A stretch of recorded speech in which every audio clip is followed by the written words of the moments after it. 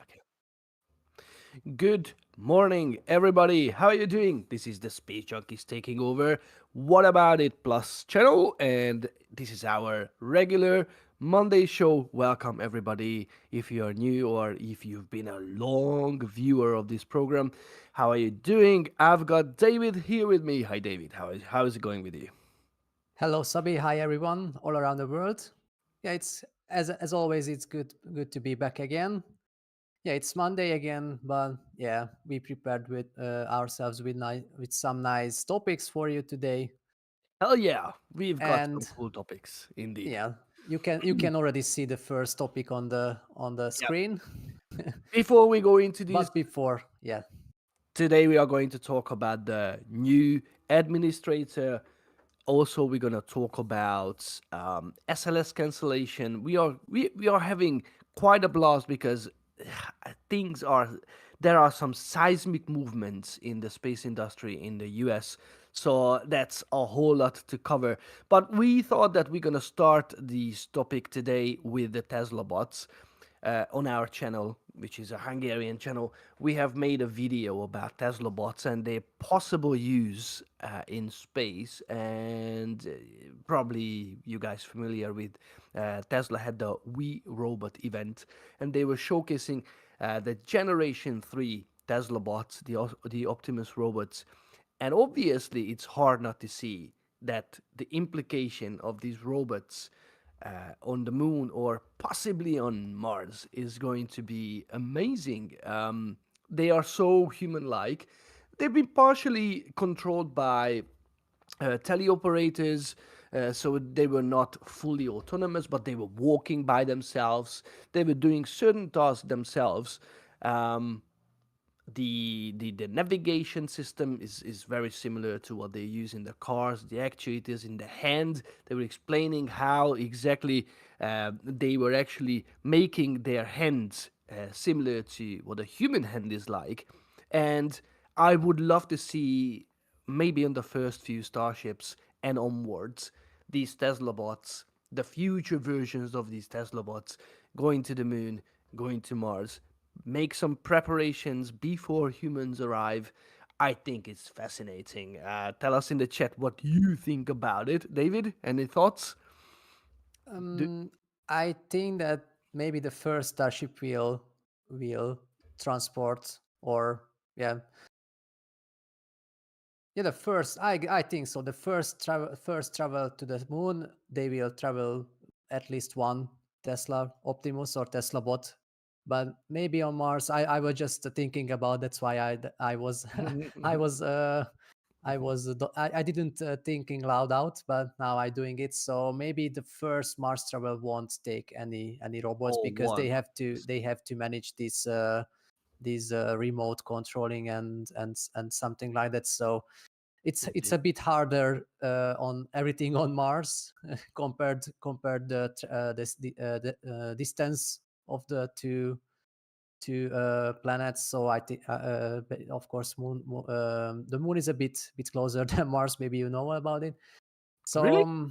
yeah, but these Tesla bots will have some nice things here at the on the Earth as well. So they will get some help for the people. And of course there is a disadvantage, or some people talk about the disadvantages and the negative topics, that okay, these Tesla bots will get their job and everything, and Do you they mean won't like have in the any. South Park episode? They took our jobs. Yeah. They took our jobs. Yeah, so I That's wouldn't run unavoidable. so forward. That's Let's see. unavoidable. Of course, the entire story is very at the beginning still. So just we have to wait uh, patiently, and let's see Look, what that's happens. that's absolutely unavoidable. To be fair, I don't really understand why. I mean, it's gonna cause some friction for sure here on planet Earth, but Mm. 100% sure that this is coming because just think about it. No one is going raving mad about the tractors and the combines are harvesting the crops on the field, right? That used to be done by people. But today, for us, it's absolutely natural that people don't just don't go to the fields and they harvesting with hard work. We got Mhm. machines for that. So why to work in a factory if a robot like this can do that kind of repetitive, boring, minimum skill required jobs? So that's inevitable, obviously. That will cause some friction, that's for sure. But for the space usage of these robots, definitely they are so useful. And if you think about it, they are going to build an environment where humans are going to live. So they are using the same environment, the same tools, the same, I don't know, surrounding. They need to have switches to turn the lights on or off, or drive a car or whatever, a moon buggy, for instance. So it's a perfect help. But Yeah, I envision some different types of robots as well. and of course adding to the work for on other planets, it doesn't matter what kind of job do they have or will they have. So for example, where a human or an astronaut can't go because it's too dangerous Hmm. or something like that, the Tesla bot can go easily there. Why not? He's not a living thing, so or it's not a living thing. That's why they will send them to the moon and to the Mars with time, and they will help for the first astronauts to build up the base and Hmm. everything. So they will helpful, I guess. They will be helpful. Absolutely. Um, Sobol Chiara is asking, what is the mass of an Optimus? I think he already shared. According to Grok, is 57 kilograms. That's what I don't know numbers, but I know that it will weight exactly like an average human. This is designed the way that they shouldn't be too heavy. If you think about it, they're gonna operate amongst people. We don't want a 200 kilogram robot walking around, and if it tumbles, it will kill your granny. Definitely, that's not what we want. So it needs to be like another human being, for not being dangerous. um, okay, this was just a conversation starter. Obviously, I think we will see their number grow rapidly. I think it's fascinating. Right, we have some rollout event lately. Let's turn our focus on what happened on Starbase, because we got a booster. Yeah, that's why we are here actually. What happened on the Starbase last week? But it was quite a silent week because of the weather conditions were not the best. And yeah, actually these days are not the most exciting days at Starbase. But and at least we had some rollouts, some rollout yesterday for booster 14. No, it was the day before yesterday, so on Saturday, and they rolled out to the OLM, so the pad A for have its static fire. But first they have done a spin prime test yesterday with booster 14, and currently as we are discussing the things, they are preparing it for the static fire itself.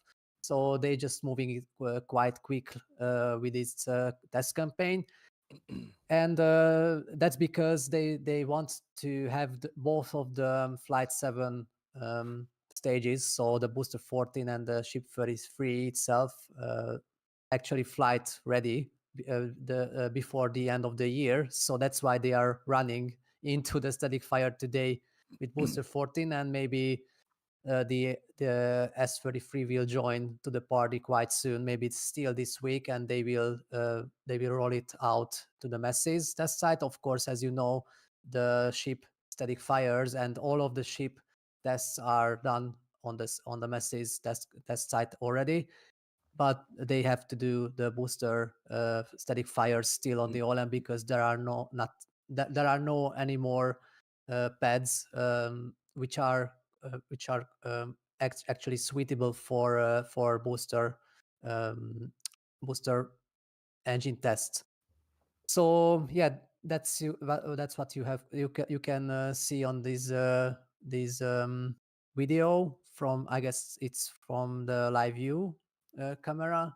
Mm, And nope. yeah, that's all. But actually, that was the only activity from last week, unfortunately. No, But this was I we think this was I think shown on the site. yes, that's right. So it's actually maybe it's shown recording. I And think yeah, we have some ground photos from the starbase for all around the starbase. But yeah, as I mentioned, the weather was so terrible that as you can actually, see the low clouds and yeah. the booster is casting a shadow onto the very low and fast moving clouds. Yeah, it was very cloudy and rainy and foggy, so it was disgusting. So anyways, maybe we can go to the production site for a bit and just look how they proceed the construction of the new office building, because it's almost ready. But maybe from the outer side, it's ready. Actually, they finished the cladding yesterday, so everything is already finished on the side of the highway. So they have finished the cladding, as I mentioned, and of course there is a nice X logo shining on the side of the office building. But of course there are still some interior works. But yeah, it's still a couple of days old photo what you can see now. But since then, all of the cladding was placed, so it's finished. Um, yeah, unfortunately we can't show you any flyover pictures, as we mentioned. The weather was so terrible that no flyover was done. It- and that's why we can show only for you guys some ground photos. But yeah, we collected for you some photos. And yeah, still on the production side, I just thinking about. You are muted, Sabi. I can't hear you. Excuse me, I stayed muted. It hasn't happened for a while. I'm sorry. Let's not waste too much time here because Yeah, nothing really happened. I mean, they yeah, rolled the sure. booster. I mean, we got more important topics to cover. Just two more sentences. That booster 16 is building up, and ship 35 is already building up as well. So Mhm, that's all. okay. So the booster is at the launch site. They Hmm. already moved the booster onto the pad. Yep. So, and as we speak, there is a road closure. Sadly, we cannot show you live camera views, but the guys are absolutely working hard, the Y team, to bring you at some point the camera back, free camera. After Free Willy, the movie. So definitely, hopefully soon we're gonna have some live footages. Sadly, we're not gonna be able to show you today the static fire. Obviously, there are guys on the site. They are going to record it. So in the next episode, most likely, coming out tomorrow. Yes. Hmm. Definitely, they will have some footages. I think. Let's not forget that every Tuesdays and Fridays, Felix is running out the new episodes. So there's definitely worth keeping an eye on those episodes. Yes. Okay. Um, Okay. I think that's quite about it related to this topic. And we have, I think, the groundbreaking news is surrounding this gentleman in here, because I think this is something that a lot of space enthusiasts are extremely happy about. This is something that's a glimmer of hope, as the English says. That's a light at the end of the tunnel kind of feeling, because Jared Isaacman is going to become the head of NASA, which is Most probably, yeah. It's not yeah, 100% sure, yes, but of course he's a nominee yeah, already from yeah, President-elect Trump. yeah. And yeah, it was kind of a breaking news last Wednesday, I guess. It Hmm. was Wednesday or Thursday, I don't remember anymore. But yeah, it was in the somewhere around in the middle of the last week. And yeah, it was ground shaking news, because I guess nobody nobody thought about Jared, that he could be one day a NASA administrator, and maybe he wouldn't think himself to be the administrator. But yes, Mr. Trump nominated him as the new administrator, and I guess it will be a quite of a big game changer, Mm, because NASA has to be shaken up for a bit, because these last 4 years weren't the most successful era of the administration and for the entire NASA, because of course it's not because of Mr. Nelson. I guess he was he's still a quite good administrator of the NASA, but because of the tied hands, it was and the very cut budget, they hadn't had to easy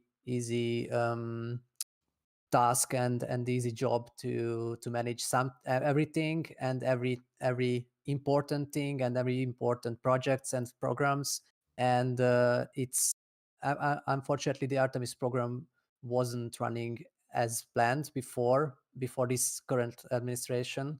So actually, at the first time of the Trump administration, with Jim Bridenstine, NASA director. But now maybe Jared or Mr. Isaacman can shaken up a bit everything. And as what we can see, and I don't want to go into politics, what we can currently see that Trump is collecting around himself everybody who is in good relationship with him. And maybe it will be a game changer as well, because he thinks very differently as previous US presidents and NASA administrators as well. um, Compared to so I mean the Jared Isaacman will be totally different guy as previously everyone, I guess. And I just checked before our show that maybe, or not maybe, but he will be 100% sure the youngest NASA administrator of all time. Or of course you can correct me if I'm wrong, but I think so, that with his 41 years, I guess he will be the youngest. And that's all. That shows also that everyone will be a bit freshened, if it's correct word, fresh, fresh. or freshed up, or maybe you understand what I want to talk Well, I hope about. everybody does. I do.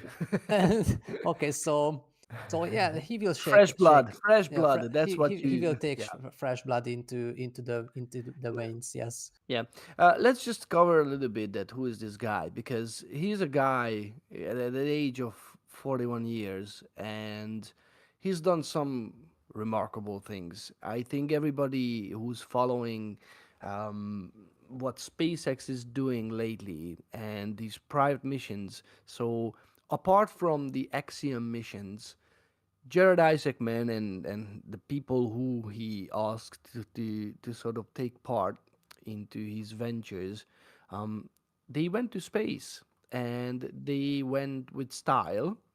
They've done it not just to actually fulfill a billionaire's dream. Let's say just to go to space and that's it. They were always keen and sort of getting some bigger plans, some more grandiose things into the program, like Mm, working with the St. Jude Hospital, and the fact that during Inspiration 4 and Polaris Dawn missions, they managed to collect around $500 million. Just that's a huge amount of money to support the curing uh, children with cancer. I mean, tell me any more noble cause than this.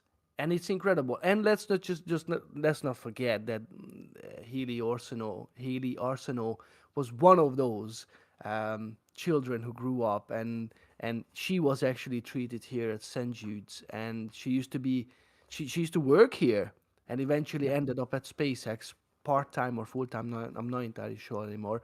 Um, but definitely, I mean, huge achievements. And the humane side is very valuable, I think, apart from the tech demonstration that they did, isn't it? Yeah, so it was kind of an interesting mission, but it was a one and only only mission for this program or project. So this inspiration for, and it was more than 3 years ago. Jesus, I was just thinking about it. When was it? But it was more than 3 years ago. Hmm. But that wasn't the only mission of Jared Isaacman, because he flew into space already 2 times, and the second one was recently, this autumn, which was the Polaris Dawn mission, and it's actually the first part of the Polaris program itself, which contains three different space flights, and that was the first one, the Polaris Dawn. And these Paris program had total or has totally different goals, but these are of course good for the entire space industry, because it's commercializing everything again. Hmm. So yeah, this crew was flying um, higher as anybody else in the last 50 years. Just think about it for a bit. So it if it would have been the only achievement, then it would have already a great one. Yeah, But yeah. they had so successful missions, because they had, of course, done some experiments. And maybe you remember of the beautiful violin play of Sarah Gillis, which was Oh, yes. actually live recorded. Yes. And yeah, it was recorded in the Crew Dragon during the flight. Hmm. So it wasn't recorded before, before the flight in the cabin, but it was recorded during the space flight. So it was totally mind blowing. And of course, the first commercial space walk and of all time, Yeah. where when Jared and Sarah just they yeah it will be maybe all the time a bit Space debate. climb, space climb. Yeah, let's nominate him as space climbers. It's still a mega huge But of course, achievement. yeah. I mean, they were testing the first version of this SpaceX spacesuit that has Hmm. never been tested before. Um, and yeah, just of course. I mean, a lot of people. I mean, they were advertising that they're gonna have a umbilical and they Hmm. just gonna float out like I don't know, Alexei Leonov did, or some of the Americans at the beginning of the And we flight. saw the dangerous thing or dangerous side of it. So Exactly, exactly. Okay, Leonov was a different thing because he had massive problem with the inflation of the inflation, yeah. spacesuits.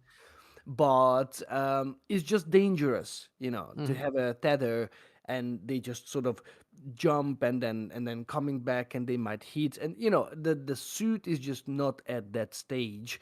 They just had to see how they can move. They were just doing some basic tests also with the um,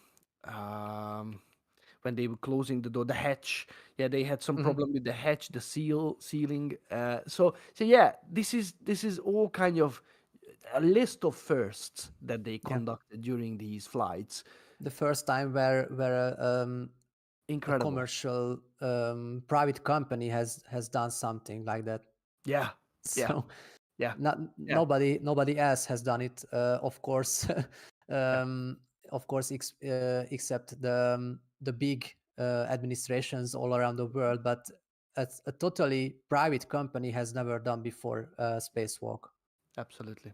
So a privately owned company who builds rockets, builds the spacecraft, Hmm. builds the spacesuit, and there are four private persons, right, who have Yeah. no astronaut qualifications from any administration. I mean, if Jared had already. no, I mean, but he's not a NASA astronaut, Yeah, right? he's not an The official training, astronaut. yes, Yeah. exactly. So they are private people flying, I don't know, in their free time. They just, casually, I don't know, flying jets and things. So they just entertaining themselves with these kind of things. Obviously not. They are doing some training. So this is one of his companies. Hmm. Um, So yeah, so amazing. Seriously, if I think if we ever going to look back in the future, and we would like to mark the real beginning of civilian space flight, the era of civilian space flight, this is right now. Probably this is where we're gonna draw the line and saying, okay, Jared Isaacman was really taking his part in that and Mm. basically kickstarted this whole, hopefully, industry that's coming together.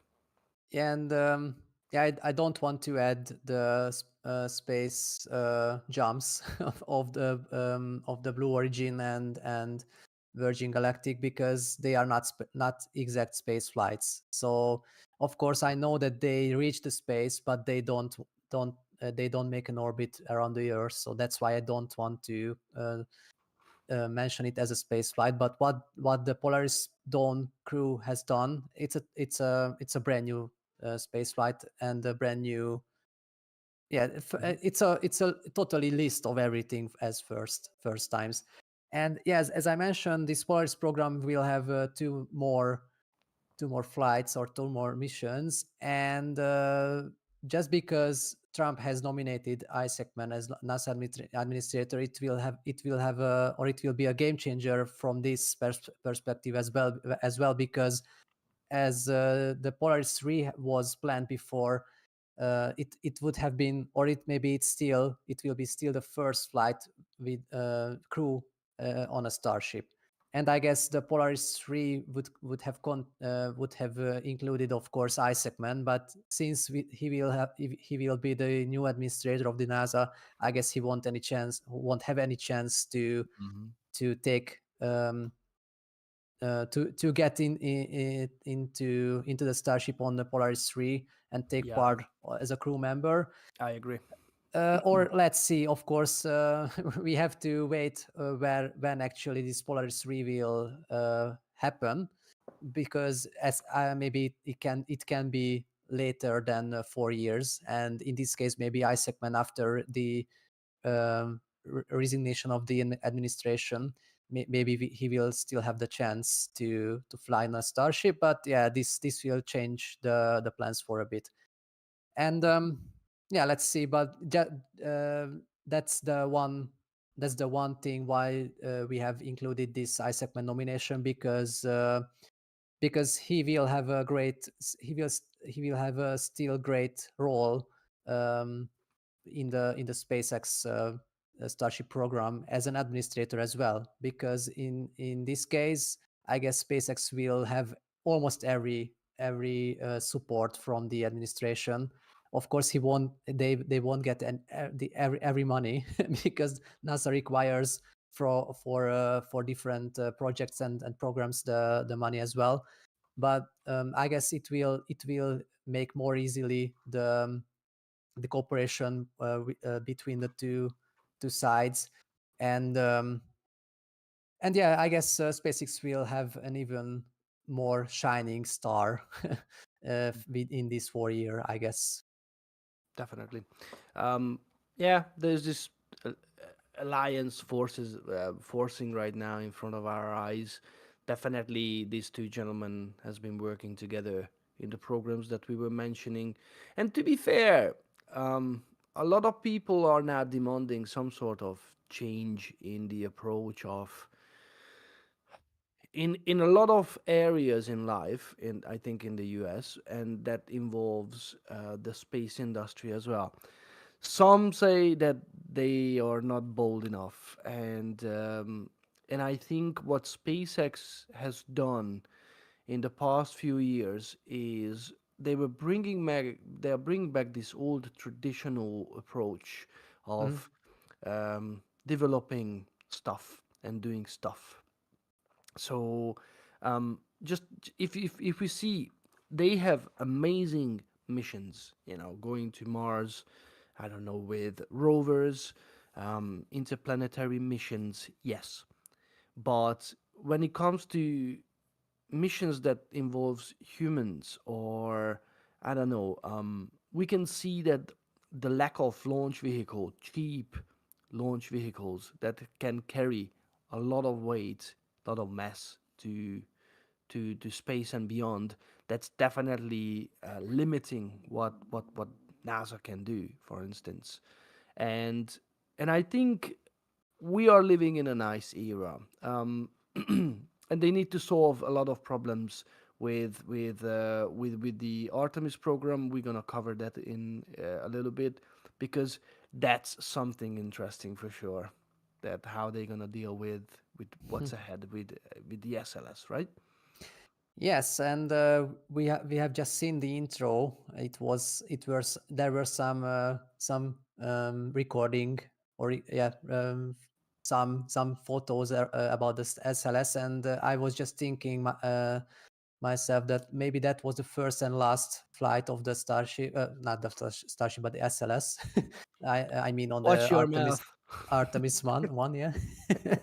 So yeah, the future of the SLS is very hard these days, and as Eric Berger has mentioned on X, it's already 75 compared to 25% on the cancellation of the SLS. So it's even more. It has even more um, Chance to a happen. chance that the new administration will cancel the entire SLS program, and the big question actually it's when, because if they just directly cutting everything, then it means that the Artemis 2 won't fly with the SLS and Orion um, vehicles anymore. However, the second SLS is already um, constructing is under construction, at least the two SRBs. But the center core or the core stage is already at the KSC, so everything is prepared for the rocket construction. But yeah, we will be eagerly seeing the situation after the 20th of January, and I don't know exactly when Jared will join actually to the administration. So when will be the actually the how they call this situation when the old administration gets it's taken everything In to the new in a administration. inauguration. Yeah, Hmm. that's the Hmm. word. Thanks. So yeah, anyway, the actually maybe the SLS wouldn't have too long future anyway, because it's a totally waste of money. Maybe Mm. yeah, maybe we already mentioned it more times that only one SLS launch is 2.2 billions of dollars, and it's more than 8% of the entire annual NASA budget. Again, only one rocket launch is more than 8% of the annual budget. And just think about it for a bit. And of course, I know that they have plans already for Artemis 9. I don't know Artemis 127, and they would still use the SLS, but of course, it's not a bright future for the entire program, because it's actually it's not the future of the space flight anymore. So it's only a one time using rocket. No of the parts are reusable. Even the RS-25 engines are not more reusable. However, they were still at the STS program. So at the time of the space shuttles, at least they were reused on more flights. But yeah, this SLS is, I guess it's uh, yeah, it's hard to mention positive things about it. But yeah, it's a totally it would have a totally um how do I say it? Oh, maybe I finished. You comes. I was patiently waiting. Where are you Yeah, going you with comes. this? You come, Sabi. Okay. Yeah, it's yeah. I think you summarized it. It's definitely not the way forward, and even though that they if they are competing with the Chinese sort of approach that wants the kind of the Saturn V approach, how they went in the 60s and in the early 70s to the moon. I think they trying to jump to go up and just start a new level of game with this the fact that they are aiming for reusability thanks to SpaceX and definitely that's the way forward, even though it seems to be much more difficult. I don't think that matters because yes, it's harder. They need to overcome quite a few things like refilling, orbital refilling. There's the new design of the Starship HLS version. So there's a long road ahead still. But is it going to be brighter if they get there? Oh hell yes, definitely. And I Sure. think I think we just can't wait to get there. Um, if And you just if one you're more thing, sorry, before I forget it, the cost plus uh, contracts. contracts. Yes, I forget everything today. Sorry. So these are not sustainable as well. To be fair, okay, let's just protect a little bit the cost plus contracts because they were designed originally to protect a program, not Hmm. to be scrapped after 4 years. That the wind is changing, new administration, boom, they just cancel it. If you have a higher aim, a more grandiose sort of plan for the future, and if you want to do proper missions and proper programs, then you need to protect them somehow. But that's the other thing, that how private companies abused it beyond the acceptable level. And they ripped NASA off so badly that now cost plus is a bad thing. If you mention to anybody, they're gonna say, "Hell no, no, no, we don't want it It's the devil itself. anymore." Exactly, and obviously SpaceX has proved that can be done properly. Boeing didn't, but I think that's what the world make round. Um, Anyway, if you're familiar with Tony Bela, he's a great graphic designer, and he shared this render. And this might be an alternative for Orion. And let's Yeah, be frank, we got Falcon 9, and it has a good track record. It's a human rated rocket. Falcon Heavy isn't, but according to the rumors, why not make it? I totally can see this. Yeah, of course, me as well. And it's yeah. quite sexy as I seeing this It right now. is. It is. It is. It is. It is. It Yeah, it would look because really nice with this bulky sort of fairing. mhm. Yeah, we have to get used to this visual thing. But anyway, because of the Falcon 9 is not strong enough to lift the more than 26 tons Orion to the space. That's why they would require at least the Falcon Heavy. But maybe that's not the only alternative of the if they still Mhm. have the Orion, because it's another other good question whether they will uh, they will still take the hand of the Orion program, let's say that, Do because you think that do you think there's a chance for Orion to be scrapped? yeah, totally, Really? yeah. But then what? Then just going full on Starship? And Crew Dragon and Falcon 9. Hmm. And it wouldn't be a great thing to do everything with SpaceX, because it would have No. it would show a very monopoly thing. But maybe that's the more decent decision. I don't I know, think but yeah, I think what let's. I think what happened after the space shuttle era, that left a very remembering mark on the U.S. space flight, or space industry, that Mhm, for years they had to rely on the Russian services, and I think they try to avoid it at all cost. mhm. That's why they have the Boeing SpaceX sort of what is it called? Not the COTS. What's the other one? The CCP program, the CCP Commercial program, yeah, Crew. or CC, Cru- CC program, yeah. Hmm. commercial crew program. Yeah. Yeah, commercial crew program. Mm, That was the whole idea of it, because mm, for a quite cheaper budget, you can get it done with two providers instead of one, just in case if mm. one is failing, like what we Okay, see but right now. okay, let's stay at that alternative when Orion is still there, and yeah, one rocket would be the Falcon 9, but the other one could be the New Glenn, of course, but it has to fly at once. uh, Hmm. so they are still preparing it for the first static fire or hot fire, as Blue Origin uh, calling Yep. it.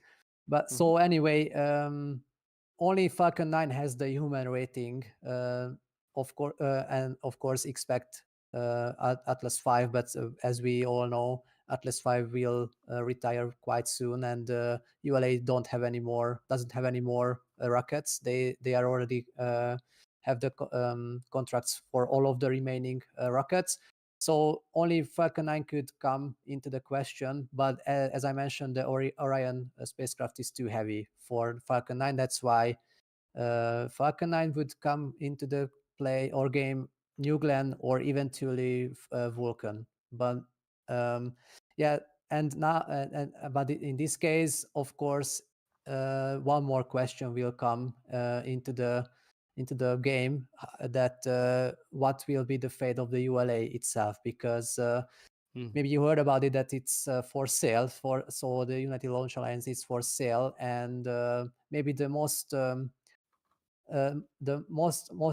Sierra Space has the most chance to buy the entire company, but it's not sure yet. And so that's why I'm mentioning Vulcan. It's a very, very little alternative, and maybe Falcon Heavy or New Glenn will be the two rockets from which the let's call it the winner will come out. And yeah, but yeah, so I think if they will cancel SLS, then they will have to show something for the senators, because they have kept the entire SLS program just because, on one hand, because of the already existing contracts, and it were good for the each of the states, of course, because that's why SLS is called as the rocket of the nation, because all of the 50 states is doing something with the SLS. So on one hand would have been an alternative for the senators. Okay, the guys, we will cancel the SLS, but let's say that we will have some more um, workplaces and more chance to have still the workforce, and have the chance to build something which is not the SLS, but even a better thing for the US government and for the US space industry as well. So I guess they will have some debate around this, but I'm sure that SLS will be cancelled very, very soon. Hmm. Okay, let's see. Definitely, I find it very feasible to have the Dragon and the Starship combination, because Mhm. for that you don't need to do um, any qualifications that's not in place right now. Oh, by the way, Justini, thanks very much for your subscription to the channel. And also, there will be a question for you. When do you think that Vulcan is going to be human rated? After I finish my thought. Okay, So I I'm definitely thinking think. about it in the meantime. Good. I definitely think about this combination, because, as you just mentioned, to fly humans with Dragon, it's already in place, right? So Mhm. the humans can go to low Earth orbit. If the HLS version is done, and if the propellant tanking is happening within whatever, a year and a half, maybe maximum, um, then then I definitely can see that the people are traveling to the moon with HLS, landing on the moon. No gateway, no anything that has been planned in the past. Maybe some other, I don't know, tankers or whatever option around the moon, if it's necessary. I don't know. That might be an absolutely feasible future for this program. But again, as you just said, we will rely on one single rocket carrier. Not because with SLS it was the same, right? If SLS is failing or Orion is failing, Artemis is not happening. So Sure. it's not like we have two different options going to the moon. There was always one option, and I don't think it's affordable to have two different systems to the moon. Servicing ISS, it's a different story. Yeah, that's a much easier task. Going to the moon, that's maybe too far fetched. Yeah. And maybe that will be the future, that all of the phases will be done by SpaceX. And just because Jared is a friend of SpaceX, let's say, then it doesn't matter. It doesn't mean that okay, SpaceX will get everything. So that's why it's a big question mark. What will be the fate of the Orion? But um, yeah, I wouldn't it's be surprised, to be fair. I mean, I me neither. So the fact that Elon Musk is whispering now to the president's ear, and they have a very, very good proven track record.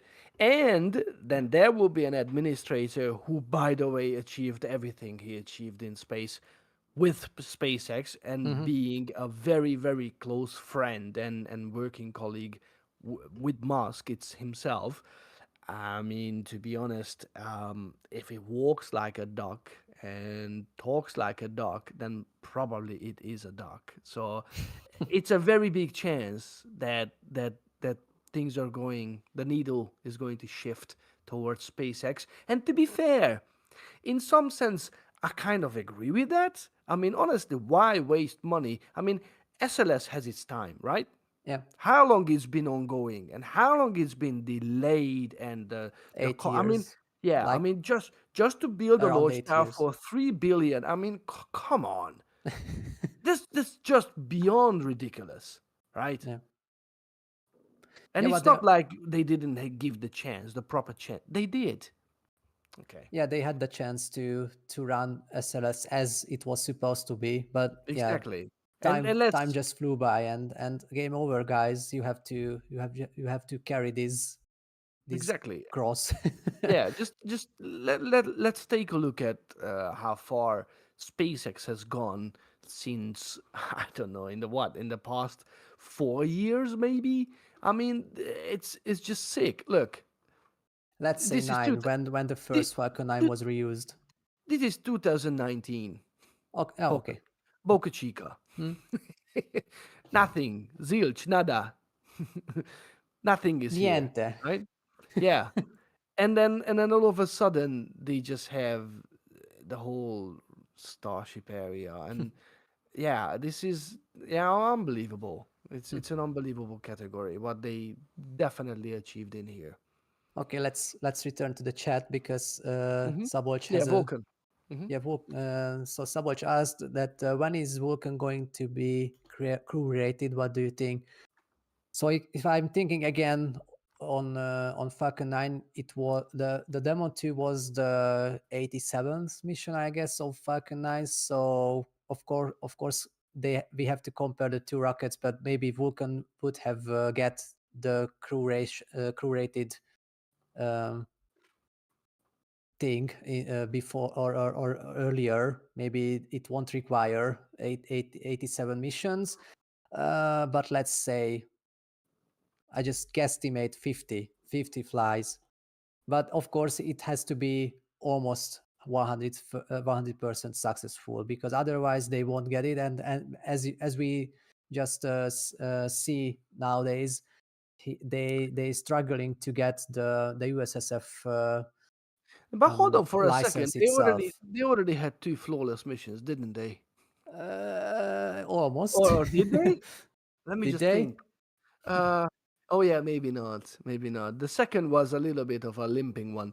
Um, It was interesting. Let's stay it's around it. funny because it was a bullseye sort of p- mission In terms of, yeah, placing the cargo to the required orbit. Yes, Did it almost blew up and went very wrong? Yes, indeed, it did. Yeah, so one of the SRB was just blow up its nozzles, so that's why the USSF and maybe the Hmm. no, the FAA doesn't examine it anymore, but the USSF license is still hanging, let's say, and but and ULA would require this license very much because already more, at least two or even more big satellites or big payloads are waiting for the Vulcan to get to the launch pad finally. But until they don't have the USSF license, they can't launch um, Missions. these national missions, let's say national missions. And when the human rated situation can come, that's a very big question and very good question from Saboch. I don't know, maybe, yeah, as I mentioned, let's say 50 flights, but yeah, it maybe it depends how often can Vulcan Hmm. fly, because that's the other thing, Yeah. Yep. because maybe they can reach 15 flights, but if they do it in 10 years, let's say, then of course it will be an outdated rocket already, I guess. Yep. Yep. Yeah, it just kind of goes to show that how far ahead SpaceX is compared to everybody. Mm. Everybody. I mean, how many flights they conducted this year? 105 Oh, no, ish? no, no, no, no, no, no, No?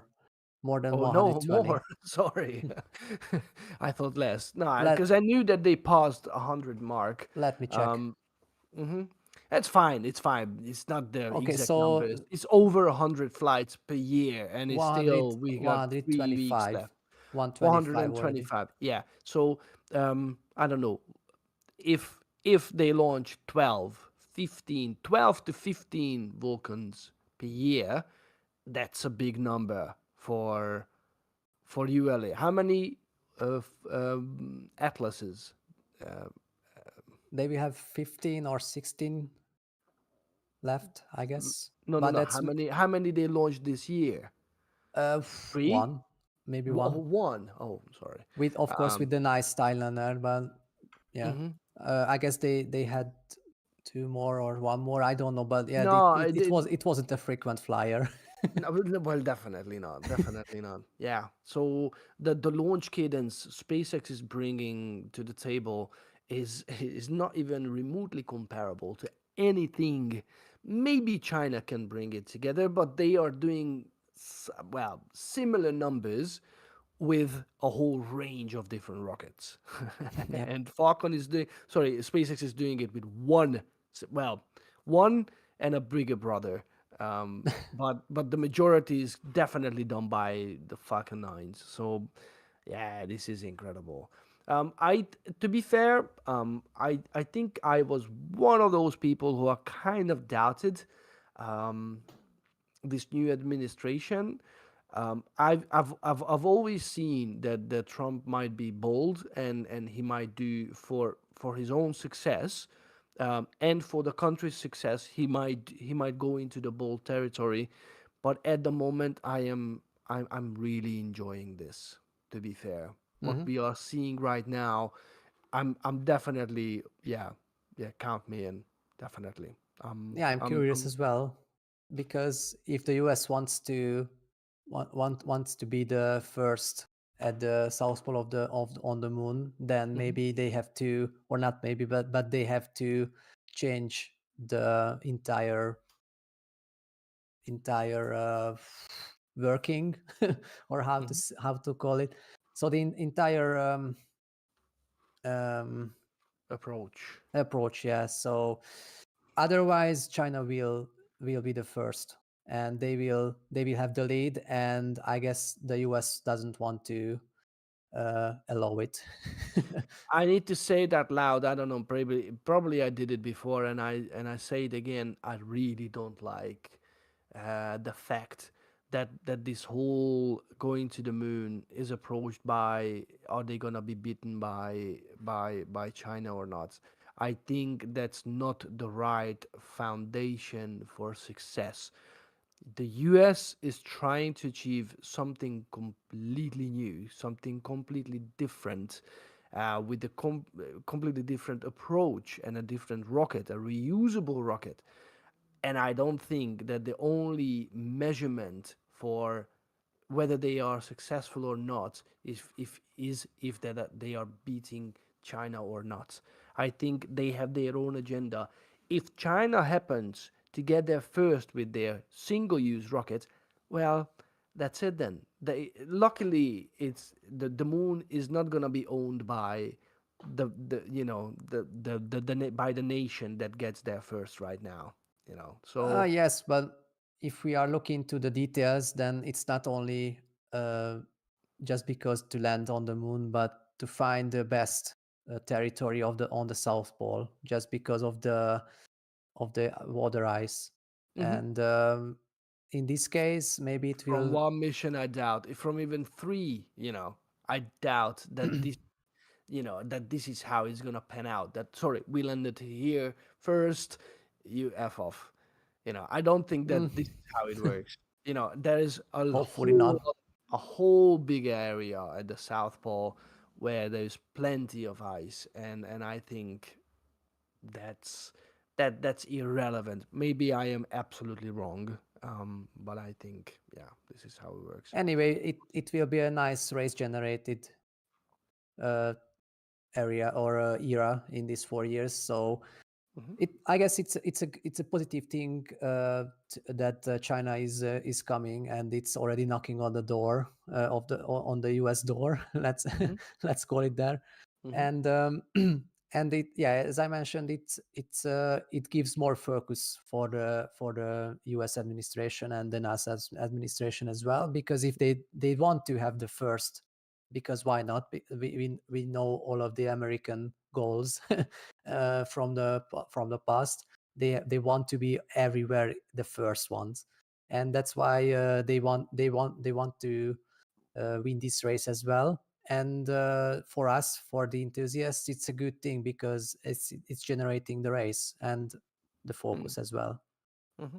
Hmm. Definitely. All right, I think this is our the end of our show.